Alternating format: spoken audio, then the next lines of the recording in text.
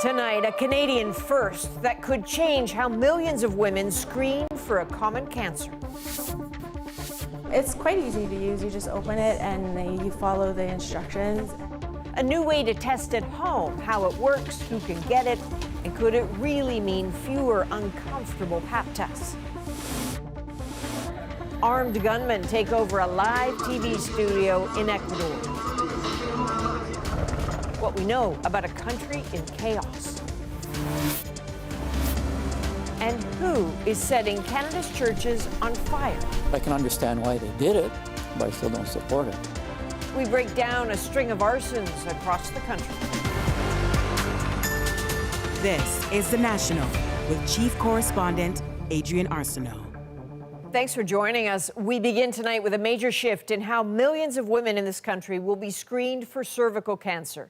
British Columbia says it is moving away from the often dreaded pap test, opting instead for this. These self-test kits can be completed at home. They screen for HPV. That's the virus that causes the vast majority of cases of cervical cancer. It's a move away from the pap smear, which is more intrusive and uncomfortable.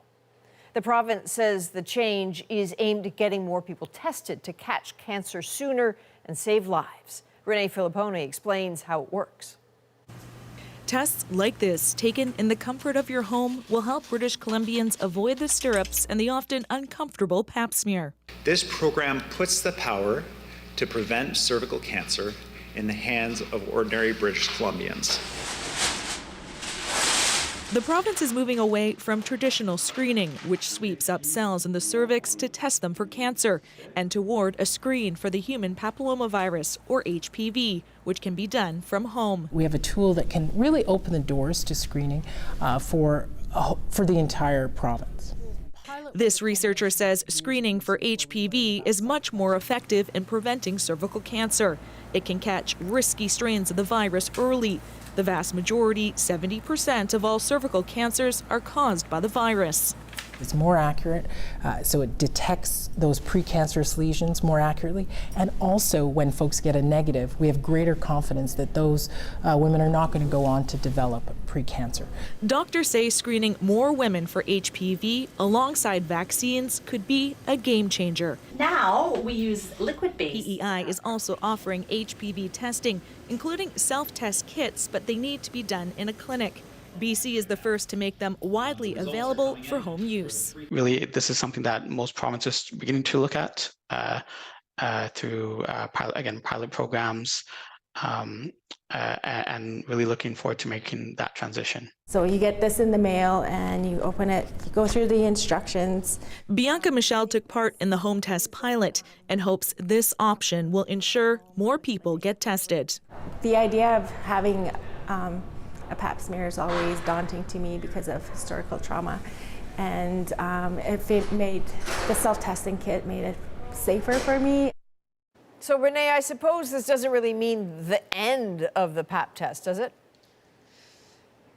No, it doesn't. It just means they're phasing it out as part of the regular screening. If you have an abnormal HPV result, you will still need to get that pap smear. Now, the other big change is how frequently you need it. These HPV screens only need to be done every 5 years compared to the current 3 years. And this is what that kit is going to look like. A simple test tube and a swab in there. British Columbians who are eligible can start applying at the end of the month. And the province says results will take between 4 and 6 weeks. All right, Renee Filipponi in Vancouver. A huge swath of Ontario and Quebec is being lashed by winter weather tonight as a sprawling winter storm pushes through. And it's a monster, moving in from the U.S., dumping heavy snow, rain, freezing rain, and ice pellets on millions of people who will spend tomorrow digging out. Nicole Williams shows us the mess it's already left as people further east brace themselves. After a mild start, winter blew into the nation's capital Tuesday with a vengeance. Heavy snowfall began in the afternoon, strong winds kicking up the snow, reducing visibility, quickly making the commute home treacherous. Driving in this weather can definitely be very risky. The storm system, called a Texas low, first touched down in Florida with powerful winds, ripping the roofs off homes and leaving 3 people dead. It then moved north, dumping snow through the Midwest. This Texas low it's a doozy. It's got a lot of moisture associated with it, and then we've got the cold temperatures wrapping around from the north. So it's messy, it's complicated, and inconvenient. Make a snowball. Environment Canada issued weather warnings stretching from southern Ontario all the way to Newfoundland and Labrador. The system arrived first in Toronto, snow that then started to change. It's like not snow and it's not rain, it's just a gross mix. I hope it doesn't get more worse. Up to 35 millimeters of rain was expected. By afternoon, Ottawa was covered in snow, some fighting their way through blizzard-like conditions, others embracing its arrival. I have my skis in my apartment. Like, I want to go out skiing now. City hydro crews asked people to prepare for outages, with snow turning to freezing rain throughout the night. You want to look at non-perishable food items, enough water, medicines, blankets, flashlight, candles. The storm is expected to intensify as it travels east into Quebec. Montreal bracing for the worst. Even if we have 1,000 employees, 1,000 trucks on the road, the condition will be difficult tomorrow. So Nicole, just looking and listening here, I can hear those ice pellets on your mic. That's right. And this very ugly system is going to keep pushing east. Quebec City is bracing for up to 40 centimeters of snow and strong winds. This same system is going to also hit Atlantic Canada by tomorrow, and emergency crews there are preparing for outages. Back here in Ontario, it's going to be a bit of a messy few days, and another storm is expected by Friday night. All right, Nicole Williams in Ottawa. And then there's British Columbia, which is also being hit with a wintry blast, bringing high winds to some areas and really heavy snow to others. There are waves crashing onto Vancouver Island today as Environment Canada warned of winds gusting up to 100 kilometers an hour. And in the interior, snow that started falling Monday continued to pile up, making for some tricky travel. Investigators have determined that the door plug that flew off an Alaska Airlines plane mid-flight slid up on a set of tracks before it detached. Now they need to figure out why. We have not yet recovered the 4 bolts that restrain it from its vertical movement, and we have not yet determined if they existed there. The panel covers an unused exit door from the plane, but it's designed to be open for maintenance work. The FAA has grounded 171 Boeing 737 MAX 9 planes for inspection. Both Alaska and United Airlines say they've since discovered loose bolts or hardware. Just ahead, we'll speak with a former Boeing production manager who says, well, this incident surprised many, didn't surprise him. To a high-stakes hearing now in Washington, D.C., aimed at answering a pivotal question. Can a former U.S. president be convicted of a crime? Katie Simpson breaks down the argument by Donald Trump's legal team and why the prosecution is calling it alarming. We will never give up. We will never concede. Donald Trump is testing the limits of presidential power, arguing charges for trying to subvert 2020 election results be dismissed. His legal team telling an appeals court because Trump was in office during the alleged crimes, he has presidential immunity. To authorize the prosecution of a president for his official acts would open a Pandora's box from which this nation may never recover. The only exception, they say, would be if a president is impeached and found guilty by the Senate first, an exception tailored to Trump, who was impeached but not found guilty by the Republican-controlled Senate in 2021. The 3 judges on the panel grilling Trump's lawyer on the limits of his argument. Could a president who ordered SEAL Team 6 to assassinate a political rival who was not impeached, would he be subject to criminal prosecution? If he were impeached and convicted first. Explanations did not sit well with at least one judge. I think it's paradoxical to say that his constitutional duty to take care that the laws be faithfully executed allows him to violate criminal laws. Prosecutors called the Trump arguments frightening, saying the court must send a strong message. Never in our nation's history until this case has a president claimed that immunity from criminal prosecution, but he is not above the law. Trump says he's being targeted because he's leading in the polls, emerging from court with a warning. I think they feel this is the way they're going to try and win, and that's not the way it goes. It'll be bedlam in the country. It's a very bad thing. Unless it's delayed, the election subversion trial starts in early March, around the same time Donald Trump hopes to secure the Republican nomination for president. Katie Simpson, CBC News, Washington. And there is an emergency unfolding in Ecuador tonight, part of it live on television when gunmen stormed into a TV studio. This as the country descended into chaos and gang violence this week. Sasha Petrusik now with the extraordinary response from Ecuador's president. Armed with guns and explosives, more than a dozen gang members stormed the set of a live news broadcast, yelling and threatening staff, before heavily armed police arrived and eventually announced arrests online. Police haven't confirmed if anyone was injured. This is terrorism, says the police commander. We won't allow that. It was the most brazen act so far in a country where more and more people are being forced to run for their lives. Bombings across Ecuador,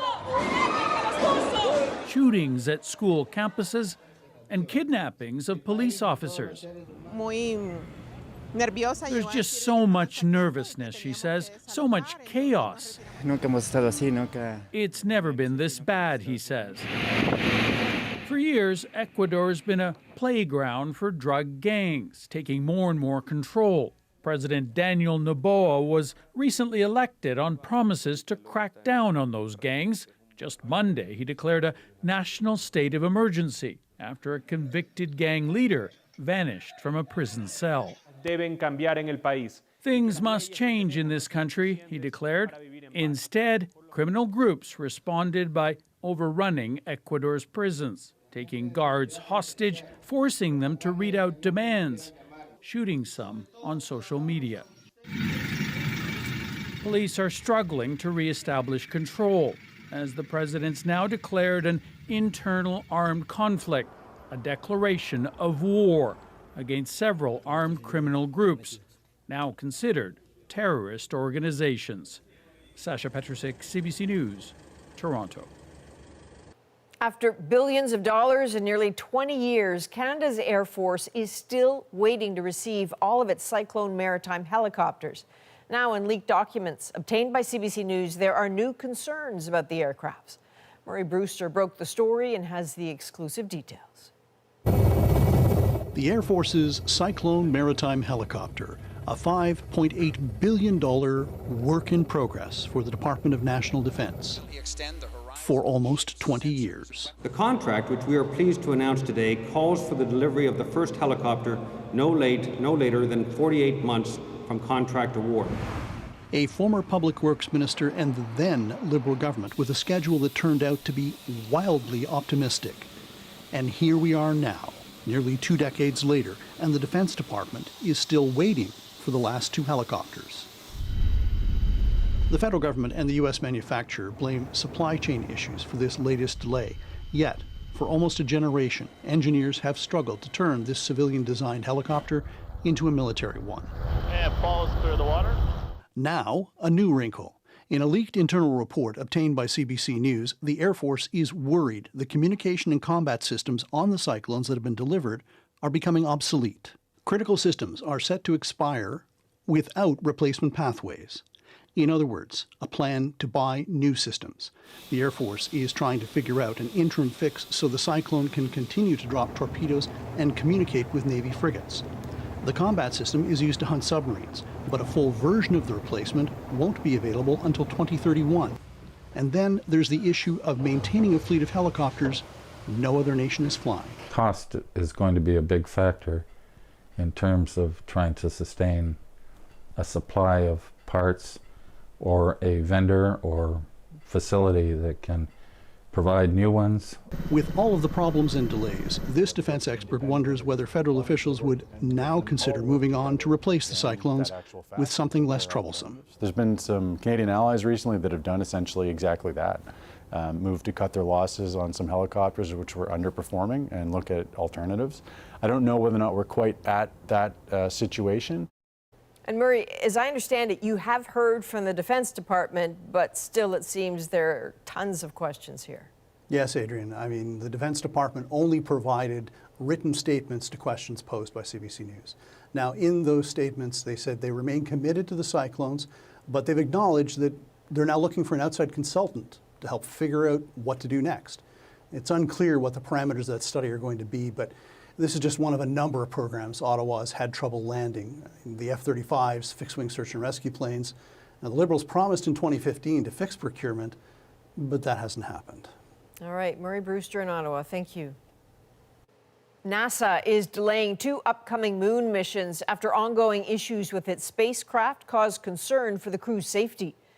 Artemis 2, which will send 4 astronauts, including Canadian Jeremy Hansen, around the moon, has been pushed from November to September of 2025. Artemis 3, which will send humans back to the surface of the moon, is now planned for 2026. So we all knew 2023 was a hot year, but tonight there's new data showing it was by far the hottest year on record. The sheer number of records that were broken, they were broken by very large amounts. What climate scientists say it means for the future, next. Plus, experts say it's misleading at best. What do you think is in this cereal? The cereal has blueberry covered. The ingredient doesn't have it. Why some feel they're being deceived by the breakfast cereals. And later, the moose that got stuck on the ice. I think there's a moose on the river. How a New Brunswick couple came to the rescue. We're back in 2 weeks.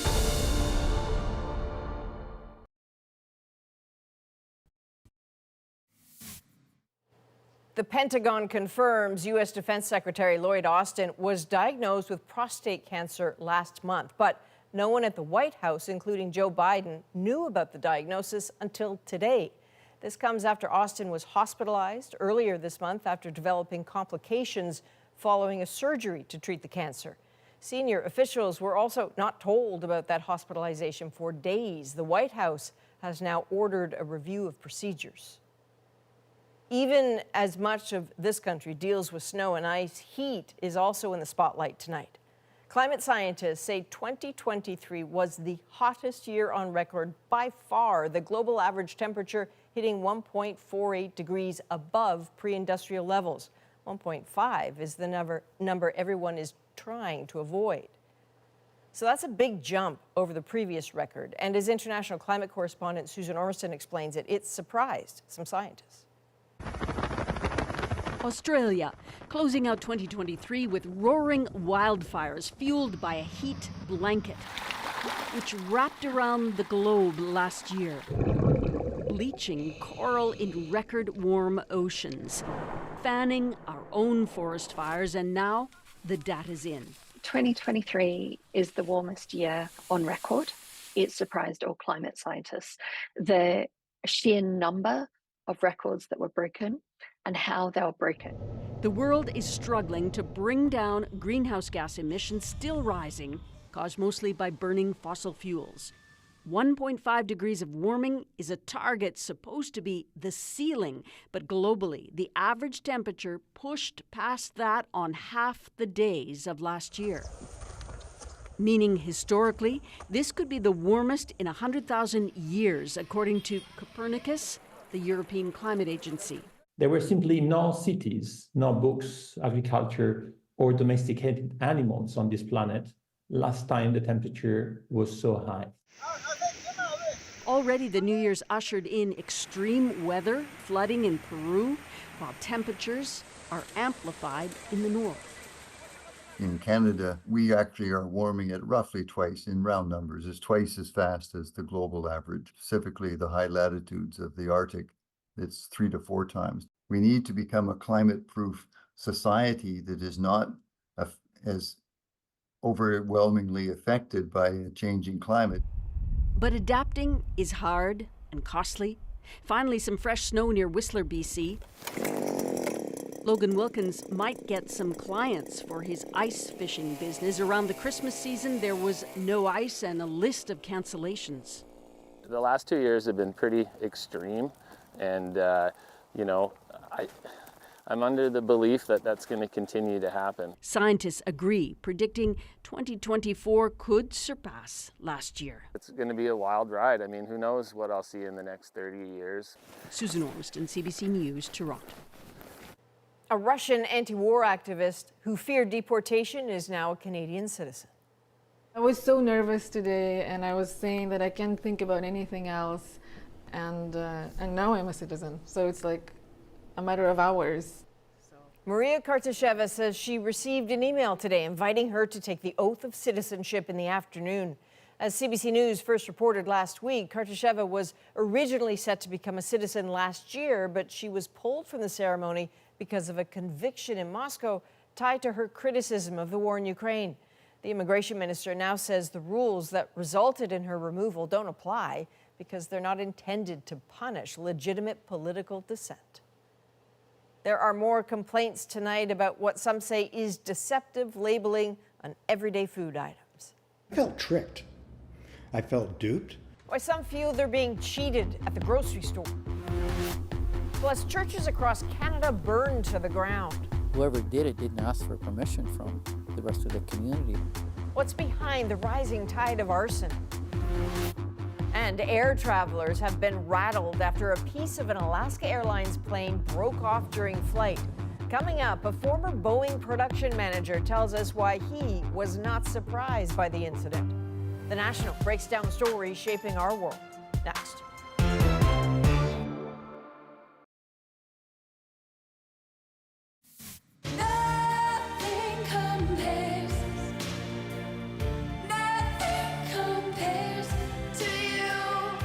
A coroner has ruled that Sinéad O'Connor died from natural causes. The Irish singer-songwriter was found unresponsive at her home in London last July. O'Connor, of course, rose to fame in the 90s. She became known for her activism and was outspoken about her mental health struggles. Back in this country, with grocery prices so high, it seems Canadians are paying closer attention to what exactly they're buying and some of the claims made on the packaging. And as Sophia Harris tells us, that has some shoppers feeling duped. Ken Bennett was looking for a cereal packed with protein, so he bought Kellogg's Vector. It boasts 13 grams per serving. Vector, high protein. Bennett felt good about his choice until he noticed the fine print. It states the flakes alone contain less than 6 grams of protein, and that advertised 13 grams is the total protein after customers add milk. I felt tricked. I felt duped. With high protein and energy? In Canada, food product labels can't be misleading. Kellogg says this label is compliant because Vector's not a cereal. It's a meal replacement, a ready-to-go meal with specific nutrients that may require added milk. I didn't even see that on the label. That's tucked away in the tiny corner. Legally, everything is exactly, following the rules. Even so, food regulations expert Mary Labbe believes Vector's label is still misleading for the many Canadians who think it's a cereal. It's not sold in the group supermarket with all these, other nutritional meal replacements, these supplements. It's in with the breakfast cereals. Labbe believes as Canadians struggle with rising grocery prices, including for cereal, they've become more concerned over food packaging they deem deceptive. They really feel like they're being misled and they're being cheated out of their hard-earned dollars. Some people also take issue with Kellogg's Mini Wheats Blueberry. It shows pictures of blueberries on the box. What do you think is in this cereal? It's blueberry. But the cereal contains no blueberries. The cereal has blueberries. No, the ingredient doesn't have it. They put only picture. Why they do that? It's deceiving people in a way. Kellogg says this label also complies with regulations because it clearly states the cereal is made with natural and artificial flavor. Why it's okay to say blueberry? Still, Labbe has concerns. That product doesn't say blueberry flavored. mini wheats. It just says blueberry mini wheats, and that's a big difference. Labbé says the federal government needs to do more to help shoppers navigate food labels. Ottawa says it's currently looking into retail practices harmful to Canadians. Sophia Harris, CBC News, Chilliwack, BC.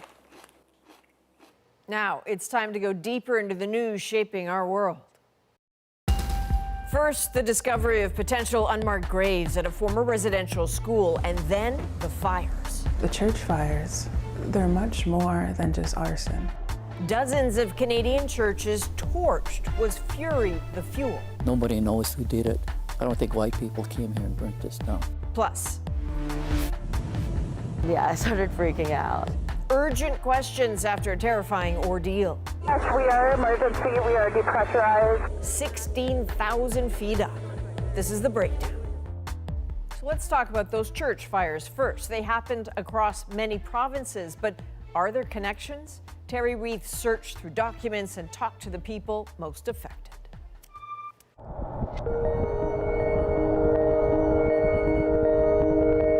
All natives were forced to go to church. Colonization, right? We're on a journey to the scene of a crime. I'm with Clarence Louie, the longtime chief of the Osoyoos Indian Band. He's been down this road in BC's southern Okanagan many times, as the history of the Catholic Church here weighs heavily on him. I mean, I'm pissed at the church. I got no respect for the church. That cross has done so much damage. I mean, caused so much grief and killed so many people, not just Native people. There's something he wants to show us. Just the building itself. I'm not talking about the religion or the symbolism of that. It's just an old historic building. This is an amazing sight here. These are bighorn sheep. Past the rolling hills of sagebrush and sheep. This is the one that got burnt down. Oh my goodness. It looks fresh. We come to a clearing. This is what's left of the historic St. Gregory's Catholic Church. Charred rubble, bits of scrap metal, and the cement staircase that once led to the front door. You've walked up these steps a few times as a child? Yeah, I didn't like it. We were forced to come in here. We were heathens, right? We were savages. We had to come in here and have the white man save our souls. That's what we were taught. Built in 1915, this historic church once stood as a gathering place. The church bells would ring on Sundays. There were potluck dinners and celebrations here. But in the summer of 2021, it was burned to the ground. So when I got the call, I wasn't upset. I wasn't teary-eyed or anything. I was upset that some res punks did arson. Whoever did it didn't ask for permission from the rest of the community, of the chief and council. They did it under the cover of darkness, and I call that arson. Never found out who did it? Nobody knows who did it. We can guess. I don't think white people came here and burnt this down. I'll just make sure nothing lights on fire. In the early hours of the morning, members of the Penticton Indian Band spotted flames. It was the second church to burn that night. This one in Penticton, just a 1-hour drive away, was the first. Who's to say, you know, there will not be other similar types of incidents? This is where it all started, June 22nd, 2021. The dark of night, Sacred Heart Church in Penticton went up in flames. Just a few hours later, the church in Osoyoos was burned. Then later that week, 2 more churches in the South Okanagan destroyed by fire. And that was just the start of a series of church fires that have destroyed historic structures right across Canada. We examined media reports, followed up with police, fire, and local authorities. We checked court records to learn the circumstances in each case. Based on our investigation, we found 33 churches in Canada which had been fully lost to fire since May 2021. More than double the number from the previous 2 years, and only 2 were ruled accidental. 9 of the fires led to arson charges, 12 people in total. At least 6 are from the Indigenous communities where the churches were burned. 5 have yet to face trial. A local youth was convicted in this fire on the Kihiwan Cree Nation in Alberta. In other cases, such as this one in Surrey, BC, the arsons were attributed to mental health issues. The RCMP says it found nothing to link any of the fires. The surge in church fires began following the discovery of potential unmarked graves on the site of the former Kamloops residential school. The news stirred up long simmering anger and resentment with the church, particularly in the Indigenous community. Finding these unidentified graves, unidentified bodies in the ground there, of course the natives are going to be pissed off. Some punks they go out and do stupid things. I can understand why they did it, but I still don't support it. No matter if this is just a building, it's something that means to everybody in this village. Initially, the churches set ablaze were on Indigenous lands. Church is on fire, completely destroyed. Smaller, sometimes unused, often in remote areas. But that summer, fires erupted in churches big and small throughout Canada. Manitoba, Saskatchewan, then Alberta, in a place where the Catholic faith runs deep. Saint Jean-Baptiste Church was an iconic structure in Morinville, Alberta, a town of 10,000, a third of them Catholic.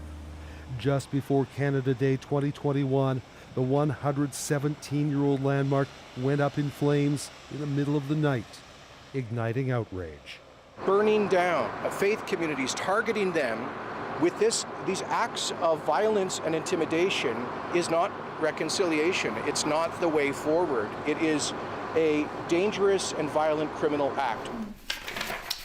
So this is from the West version. Ron Cust is a former fire chief and fire investigator.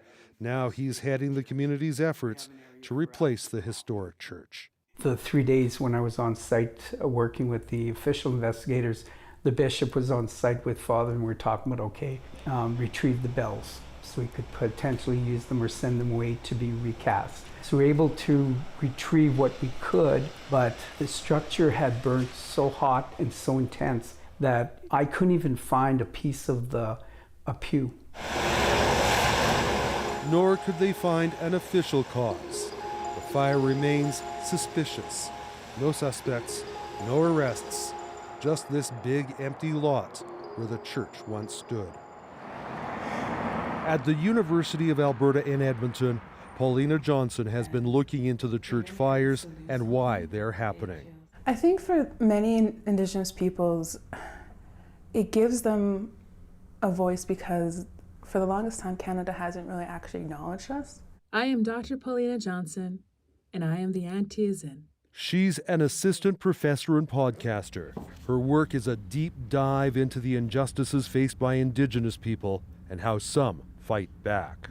The church fires, they're much more than just arson. It's a greater symbolic kind of narrative of Canada and Canada's relationship to Indigenous peoples, which is really lacking. It's on fire because no one's really addressing the truth of what Indigenous peoples are facing. So it leads to a larger conversation that needs to be had. Back in Morinville, faith remains strong. Parishioners mourned the loss of their church. Now they just want to move on without pointing fingers. We don't know how the incident started, and we don't know who is a part of starting that. And so therefore, why would we single out one part of a community and target them for it? The goal is to rebuild a traditional church and retake its place in the main street of the community, to bring back the bells, which were heard through the town for more than a century. You don't go around and burn stuff down. There's other ways to display your anger and emotions. On the Osoyoos Indian Band, there is no such effort to rebuild. What now with this site? It looks relatively untouched. All we're probably going to do one of these days is get rid of all these ashes and all this debris here and just leave it at that. Chances of us building another church when there's only 3 to 5 churchgoers in this whole community, that's not going to happen. And even if we did build it, the res punks would come and burn it down again probably. So Terry, you're in Edmonton. You have been tracking this story for quite some time, and yet yet those church fires just persist. Yeah, Adrian, just in the past month, there have been 4 churches in Alberta set afire. Now, 3 of them were completely destroyed. The most recent one was just before Christmas. It was at a Seventh-day Adventist church in Bicycle, which is near Calgary. So they're not all Catholic churches, but every one of these fires has been at a Christian church. So I understand that the police really haven't found anything to link them, but can you walk us through how you went about investigating this? Sure. Well, we scoured through court records. We called right across Canada. We spoke with police. I did an access to information with the RCMP. We talked with fire, church, Indigenous leaders, and what came through loud and clear is that there's no organized group or any movement behind this. Many of the churches that were set on fire have been on or near Indigenous communities, and we also looked at who's been charged in these cases. And about half the people who have been charged are local people from those communities. All of them have been men. We found that their ages range from their teens to mid-50s. Now, both RCMP and Indigenous leaders say these arsons could be fueled by some of that simmering anger at the church among some in the Indigenous communities. And the other thing that it's important for us to point out, that in some of the cases, we couldn't find a motive at all. Oh, interesting. All right, Terry Reith in Edmonton, thank you. Investigators are still trying to get to the bottom of that frightening incident on an Alaska Airlines flight. This incident should serve as an absolutely gigantic wake-up call. Coming up, a former Boeing production manager who's already blown the whistle before says he believes quality control is to blame. That's next.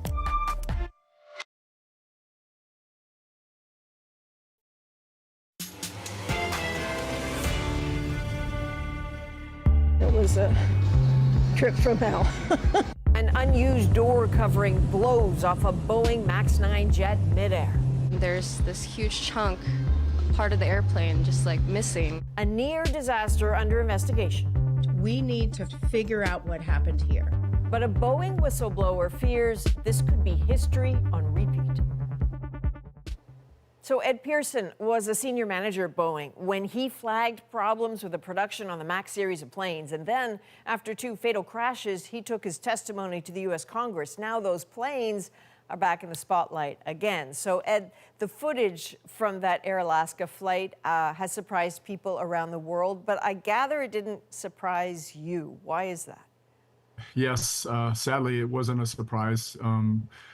You know, I've been closely monitoring the MAX airplane, and my colleagues have been as well. And we have seen a lot of issues that have occurred that the public is unaware of. And there's been, you know, over 20 serious production quality defects that have come to light since the plane went back in service. So, you know, I guess the big surprise is that we weren't surprised. So forgive me, as a layperson here, we hear that it's been reported that loose hardware has been found on you know, multiple MAX 9s. And I guess I'm left wondering, how does that happen? How do you get loose hardware on a plane? Well, this is all comes down to quality control, right? You may think that it's like some robotic facility, but it's really individuals that are doing individual skilled work. And so if those individuals are rushed, or if they're tired, or if they're inexperienced, or if they don't have good supervision, all those factors can play into making mistakes. And the way the planes are built, you know, if a person makes a mistake, that mistake can continue to be made. And, you know, but this is really completely unacceptable, and makes you wonder what other things might be loose and not connected properly in the airplane. Well, no kidding, and that's a terrifying thought. But if I can just back up a little bit, is there a problem with staffing numbers? I mean, like every other industry, are there staff shortages? Like, what's actually happening on the floor? Yes, absolutely. I mean, I understand that they're hiring. Boeing is hiring somewhat like somewhere around 150 to new employees every month for that factory. And so we lost a lot of experience, people like a lot of industries, and you just can't replace a 20-year mechanic with, you know, somebody who just came in and took 8 weeks of training. So that's a big problem. But most importantly, there's this pressure from corporate headquarters to produce airplanes. You know, there's this huge demand for airplanes. We'll get these airplanes out the door as fast as possible, make as much money as possible. And, you know, that's not really how you want to build airplanes. You said something in previous answer that I'm still thinking about. You said it makes you wonder what else might be going on with those planes. I can tell you that I'm imagining people watching what's happening with Air Alaska and thinking, not just those planes, but what else do I need to be worried about, either in the whole MAX series or in other aircraft? What should we be looking at? Well, first of all, people should be demanding that the regulatory authorities, not just the FAA, but Transport Canada, for example, needs to do a much more oversight. And what we should be looking for is that employees are well rested, they're well trained. There's not this, you know, the measuring isn't how many planes get out the door, it's how many high quality planes go out the door. There's a lot of pieces of this. There's leadership, you know, failures. There's regulatory oversight failures, and you know, at the very front level, if you're an employee and you see something, you need to speak up. And what we've found is that employees are fearful to speak up.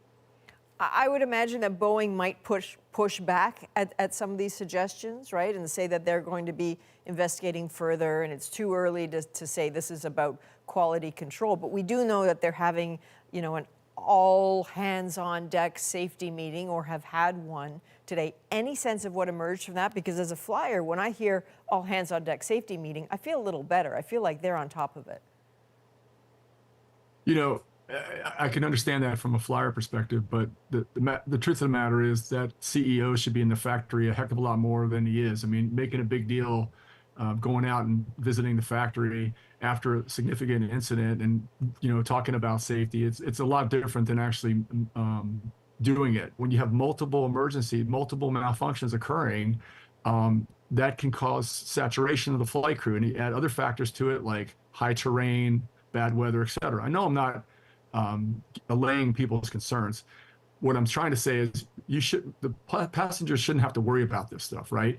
And so Boeing needs to go back to building planes like they built many years ago and stop looking at stock price, stop looking at how many planes are delivered, but focus on the quality. Several hundred people working on these airplanes individually. And as I testified and as we talked about for many years, you know, if an employee makes a mistake or the part's not there, I mean, this is just a recipe for disaster. And thankfully, this incident should serve as an absolutely gigantic wake-up call, and cause people to stop and think, you know, just because the company is saying that the planes are safe, there's a lot of evidence indicating otherwise. Okay, Ed Pearson, we'll be talking again for sure. Thank you. Thank you for having me. Coming up, a perilous situation for a young moose stuck on an icy river. At that point, my husband decided to go on the ice. How a New Brunswick couple took a risk to help it out in our moment.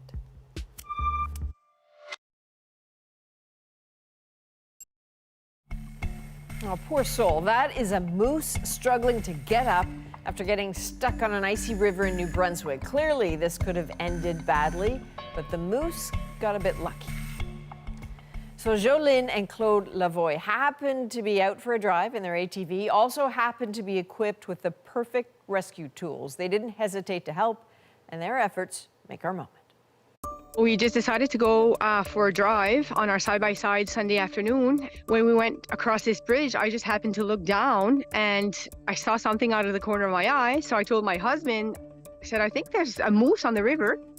At first, we weren't sure if her legs were broken. She was just sprawled out on the ice. But then we realized when she saw us, she probably got scared a bit and she tried to move. So we knew that her legs were fine. She was just slipping and couldn't get off the ice because of the water. So we looked in our side-by-side, realized we had a strap. At that point, my husband decided to go on the ice. And then thankfully, just about 10 minutes prior, we had run into some peace officers. So he just told the peace officer to hang on to the strap. He was able to tie her back leg and pull her to the bank. At one point, the strap totally came off and she almost slipped back on the ice like a good 5 feet. So then they had to go back and put it around her neck. Probably took around 40 minutes, but they were able to get her on there. My husband, petted her and tried to get her warm a little bit. So that was pretty special. Again, good for you for doing that. It's one of these moments where everything went according to plan. The moose was calm. didn't go back on the ice. They happened to have all that equipment, and then the peace officers also happened to have the precise equipment he needed as well. So it all worked out. For all of us here at The National, thank you for being with us. You can watch anywhere, anytime on the free CBC News app and subscribe to The National's YouTube channel. I'm Adrienne Arsenault. Take care.